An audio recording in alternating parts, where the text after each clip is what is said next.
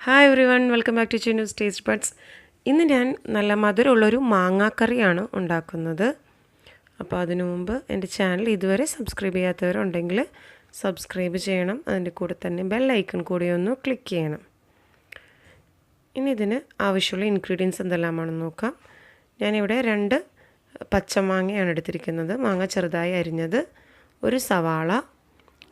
മാങ്ങ ഞാനിവിടെ തൊലിയോടുകൂടി തന്നെയാണ് അരിഞ്ഞു വെച്ചിട്ടുള്ളത്. നിങ്ങൾക്ക് തൊലി കളഞ്ഞ് എടുക്കണമെന്നുണ്ടെങ്കിൽ അങ്ങനെയാണെങ്കിലും ചെയ്യാം. ഞാൻ തൊലിയോടെ ആണ് എടുത്തിരിക്കുന്നത്. പിന്നെ ഒരു 3 വെളുത്തുള്ളി, ഒരു ചെറിയ പീസ് ഇഞ്ചി, 3 പച്ചമുളക്, പിന്നെ 2 ടീസ്പൂൺ മുളക് പൊടി, 1/4 ടീസ്പൂൺ മഞ്ഞൾപ്പൊടി. ഇനി നമുക്കൊരു ചീനച്ചട്ടി അടുപ്പിൽ വെച്ച് അതിലേക്ക് 3 ടേബിൾ സ്പൂൺ വെളിച്ചെണ്ണ ഒഴിച്ചു കൊടുക്കാം. വെളിച്ചെണ്ണ ചൂടായതിന് ശേഷം 1/4 ടീസ്പൂൺ കടുക് ഇട്ട് കൊടുക്കുക. കടുക് നന്നായിട്ടൊന്ന് പൊട്ടിയതിന് ശേഷം അതിലേക്ക് കുറച്ച് കറിവേപ്പില ഇട്ട് കൊടുക്കുക. എന്നിട്ട് നമ്മൾ അരിഞ്ഞു വെച്ചിരിക്കുന്ന സവാള ചേർത്തൊന്ന് വഴറ്റിയെടുക്കാം.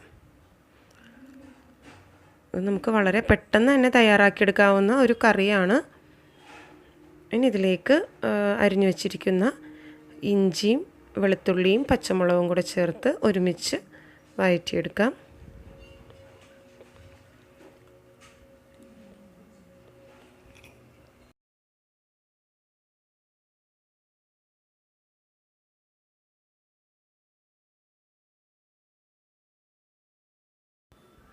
നമ്മുടെ സവാള വഴന്ന് വന്നിട്ടുണ്ട്. ഇനി ഇതിലേക്ക് 1/2 ടീസ്പൂൺ ഉപ്പ് ചേർത്ത് കൊടുക്കാം.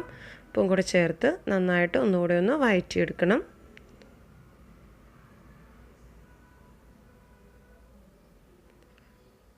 ഇനി നമ്മൾ എടുത്തു വെച്ചിരിക്കുന്ന മഞ്ഞൾപ്പൊടിയും മുളക് പൊടിയും ഇതിലേക്ക് ചേർത്ത് ഒന്നുകൂടെ ഒന്ന് വഴറ്റിയെടുക്കണം.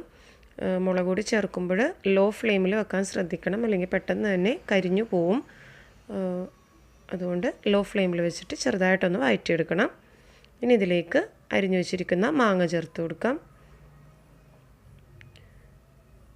മാങ്ങ ചേർത്ത് മിക്സ് ചെയ്തതിന് ശേഷം ഇത് വെന്ത് കിട്ടാൻ വേണ്ടി കുറച്ച് ഒരു 1/4 കപ്പ് വെള്ളം നമുക്ക് ഇതിലേക്ക് ഒഴിച്ചു കൊടുക്കാം.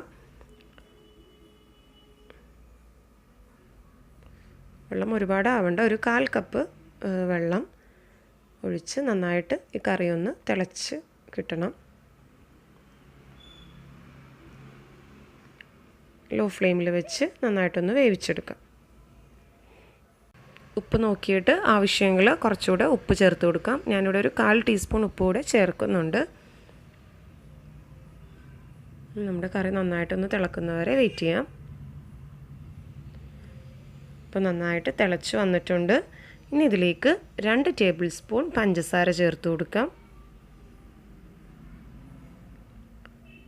പഞ്ചസാരയും കൂടെ ചേർത്ത് നന്നായിട്ട് കുറുകി വരുന്നവരെ, കറി നന്നായിട്ട് കുറുകി വരുന്നത് വരെ ലോ ഫ്ലെയിമിൽ വെച്ച് വേവിച്ചെടുക്കണം.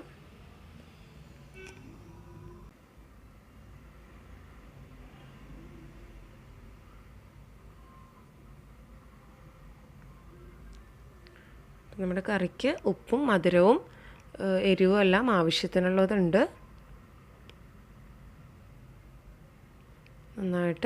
കറി നന്നായിട്ട് കുറുകി വന്നിട്ടുണ്ട്.